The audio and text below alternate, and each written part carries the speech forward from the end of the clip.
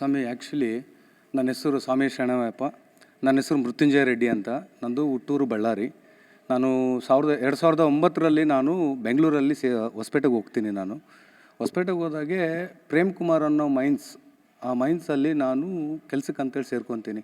ಪ್ರೇಮ್ ಕುಮಾರ್ ಅವ್ರಿಗೆ 3 ಮಕ್ಕಳು. ಮಾಜಿ ಶಾಸಕರಾದಂಥ ಈಗಿನ ಮಾಜಿ ಶಾಸಕರಾದಂಥ HP ಮಂಜುನಾಥ್, ಹಾಗೂ ಅವ್ರದ್ದು ಅಲ್ಲೇ ಮೈನ್ಸ್ ಇದೆ ಪಕ್ಕದಲ್ಲೇ.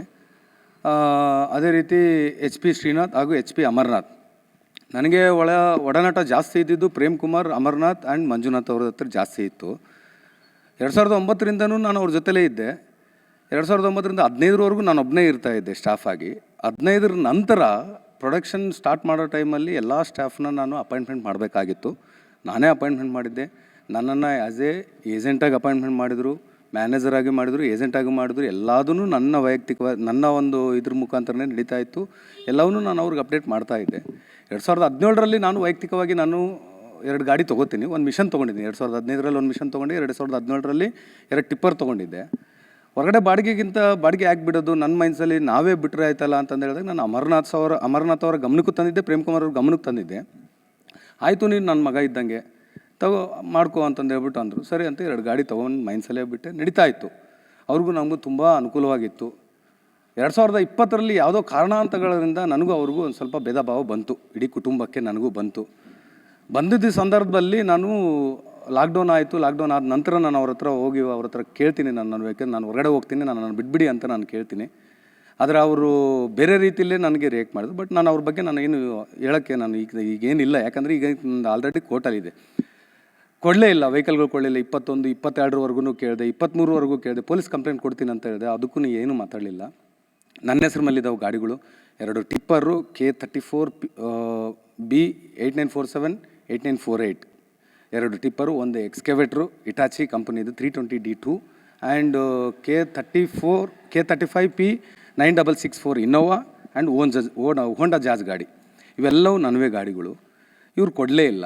ಉದ್ದೇಶಪೂರ್ವಕವಾಗಿ ಏನೋ ಗೊತ್ತಿಲ್ಲ. ಅವರು ನನ್ನನ್ನು ಕೇಳಿ ಸಾಕಾಯಿತು. ಕೇಳಿಲ್ಲ. ಇನ್ನು ಪೊಲೀಸ್ ಸ್ಟೇಷನ್ ಕಂಪ್ಲೇಂಟ್ ಕೊಡೋಕ್ಕೆ ಹೋದೆ. ಕಂಪ್ಲೇಂಟ್ನೂ ತಗೊಳ್ಳಿದ ಕಾರಣ ನಾನೇನು ಮಾಡಿದೆ, ಕೋರ್ಟ್ ಮುಖಾಂತರ ಹೋದೆ. ಕೋರ್ಟಲ್ಲಿ PCR ಆಗಿದೆ 2024 ಮಾರ್ಚಲ್ಲಿ. ಹಾಕಿದ ನಂತರ ಏನಾಯಿತು, ನಮಗೆ ಅಕ್ಟೋಬರಲ್ಲಿ ಅವ್ರಿಗೆ ಸಮನ್ಸ್ ಇಶ್ಯೂ ಆಯಿತು. ಸಮನ್ಸ್ ಆದ ನಂತರ ನಾವು ಅಟ್ಲೀಸ್ಟ್ ಗಾಡಿಗಳು ರಿಲೀಸ್ ಮಾಡ್ಕೊಳ್ಳೋದಕ್ಕೆ ನಾನು ಪ್ಲ್ಯಾನ್ ಮಾಡ್ತಾಯಿದ್ದೆ. ಸೊ ಇಲ್ಲ, ಅದು ಮುಂದಿನ ಏನಾಗುತ್ತೋ ನೋಡೋಣ ಅಂತಂದೇಳಿ ವೇಟ್ ಮಾಡಿದ್ವಿ. ಸಮನ್ಸ್ಗೆ ಅವ್ರು ಅಟೆಂಡ್ ಆಗಲಿಲ್ಲ. ಆಮೇಲೆ ಸಮನ್ಸ್ಗೆ ಅಟೆಂಡ್ ಆಗಿಲ್ಲದಕ್ಕೋಸ್ಕರ ಅವ್ರ ಮೇಲೆ ವಾರೆಂಟ್ ಆಯಿತು, ನಾನ್ ಬೇಲೆಬಲ್ ವಾರೆಂಟ್ ಆಯಿತು.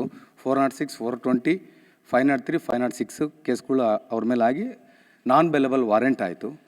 ವಾರೆಂಟ್ ಆದ ನಂತರ ಇದು 31/10/2025 ಅಕ್ಟೋಬರ್ನೇ ದಿನ ವಾರೆಂಟ್ ಇಶ್ಯೂ ಆಯಿತು.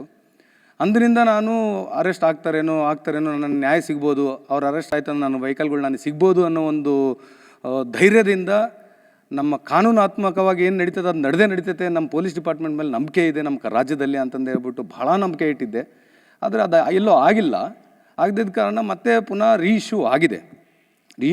ರೀಇಶ್ಯೂ ಆಗಿರೋದ್ರಿಂದ ಈಗ ಮತ್ತೇನೋ ನನಗೆ ಕಾನೂನಾತ್ಮಕವಾಗಿ ನ್ಯಾಯ ಸಿಗ್ತದೆ ಅನ್ನೋ ಒಂದು ಧೈರ್ಯದಿಂದ ನಾನು ಇದ್ದೀನಿ. ಭಗವಂತ ಅಯ್ಯಪ್ಪ ಸ್ವಾಮಿ ನನ್ನ ಕಾಪಾಡ್ತಾನೆ. ಖಂಡಿತವಾಗ್ಲೂ ನನಗೆ ನ್ಯಾಯ ಸಿಗ್ತದೆ. ಇನ್ನು ಮುಂದಿನ ದಿನಗಳಲ್ಲಿ ಕೂಡ ಕೆಲವೊಂದು ಇದ್ದಾವೆ. ನ್ಯಾಯವಾಗಿ ಕಾನೂನಾತ್ಮಕವಾಗಿ ಏನೇನು ಹೋರಾಟ ಮಾಡಬೇಕು ಅದನ್ನೆಲ್ಲ ಖಂಡಿತವಾಗ್ಲೂ ನಾನು ಹೋರಾಟ ಮಾಡ್ತೀನಿ. ನನಗೆ ನ್ಯಾಯ ಸಿಗುತ್ತಂತ ಒಂದು ಆತ್ಮವಿಶ್ವಾಸ ಇದೆ.